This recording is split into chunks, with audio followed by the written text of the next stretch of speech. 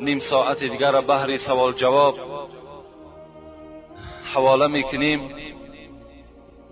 رسول اکرم میگوید اتقوا الزنا فإن فیه 6 خصال. ای امت مسلمان، از زنا پرهیز کنید، زیرا که در زنا 6 خصلت است. 3 فی الدنیا و 3 فی الاخره. این 6 خصلتی بعد این وعیدهای سخت 3 تاش در دنیا میبینین و 3 تا دیگرش را در آخرت میچشین. و اما التی فی الدنیا، آن 3 چیزی که از حساب زنا بر ما و شما میرسد، رسول الله چی گفتن؟ اول فذهاب بهاء الوجه.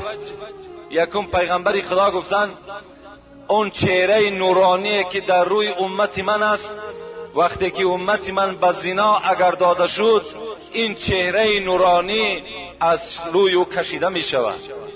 در چهره انسان زناکار دیگر نور اسلام باقی نمی ماند. هیچگاه در چهره انسان زناکار از نور اسلامی چیزی باقی نمی ماند. دویم رسول الله چی گفتند؟ دویم معامله بدی که خداوند در دنیا بر او میکند و قصر العمر، خداوند عمر او را کوتاه میسازد. هر کسی که در دنیا زنا میکند خدا عمرش کوتاه بسازد و پیغمبر خدا هم گفتند عمرش کوتاه است. و سوم و دوام الفقر. رسول الله گفتند سیوم چیزی که بر زناکار میرسد، این اصلا دسترخوان او نان نمیبیند. اگر چند دولت دارد، دولتی او تیز است که خراب میشود. اگرچه با تمام شرایط ها آماده کرده شده هم که باشد، خداوند البته قادر است که همه نعمت از این زناکارش بردارد. زیرا این زناکار بے انصاف است، زیرا این زناکار تجاوز در امر خدا کردگی است، با خدا جنجال کرده است، با خدا مبارزه برده است. البته خدای نعمت از او می بردارد. و اما التی فی الاخره، 3 عملی که خداوند در آخرت با زناکاران میکند، این چی است؟ اول فسخط الله تعالی. یکم غضب خدا بر بالای این بنده در روز قیامت است. و سوء الحساب، سختترین حساب خدا بالای زناکار میگیرد. و عذاب النار. و بعد اینها معامله کردنش خداوند چیکارش میکند؟ خداوند البته وارد دوزخش میسازد. البته این مکافات شخصی هست که در دنیا زنا میکند. شمس الدین ذهبی میگوید در کتابش مکتوبا فی زبور، در کتاب زبور میگد کتابت کرده شده بود این الزنات معلقون بفروجهم فی النار. حضرت میگوید همین زناکارایی که در دنیا زنا میکنند، اینها را خداوند در دوزخش از همین فرجهایی که اینها زنا کردند، از همین موضعشان اینها را کشال میسازد. خب بعدا چیکار میکند؟ یضربون بالسیاط من حدید.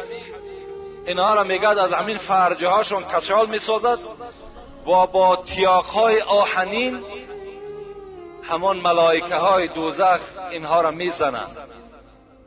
فاذا استغاث، وقتی که من الضرب، وقتی که میگد میزنن این زناکار طلب یاردم میکند، ای ملائکه مرا آزار بسیار نده، وجود من در من شد. این ملائکه دوزخ بر این زناکار چی میگفته است؟ نادته زبانیه. همین ملائکه دوزخ میگفته است این کان هذا الصوت و انت تضحك و تفرح و تمرح ولا تستحي منه.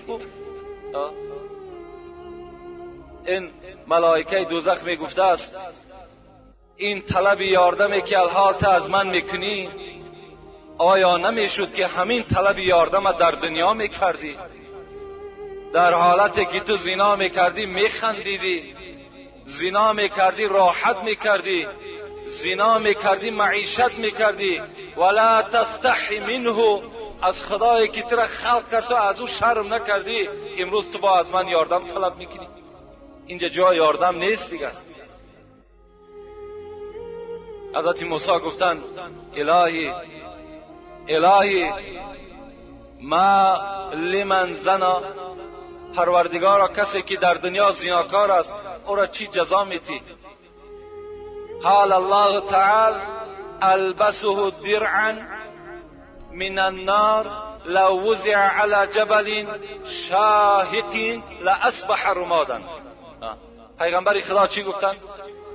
حضرت موسی گفتن خداوند جواب گفت که من بر زناکار چگونه معامله میکنم؟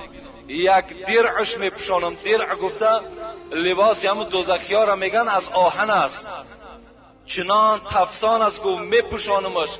اگر همون لباس دوزخی را در بالای کوه از کوههای بلند دنیا اگر بگذارین لاصبح رمادا، قسم به عظمتی خدا که کوه را خاکستر میگرداند.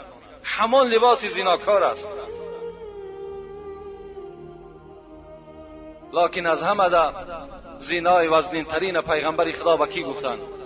اعظم زنا بالام والاخت و بالمحارم. در باب زنا صحبت ها زیاد است. انشاءالله ما در باب هر یک جمعه من شاید که حدیث های از این تکرار میکنیم. رسول الله گفتن بزرگترین زنا زنای با مادر است و زنای با خواهر و اپه است و زنا با زنی هست که برای تو نکاح و حرام است.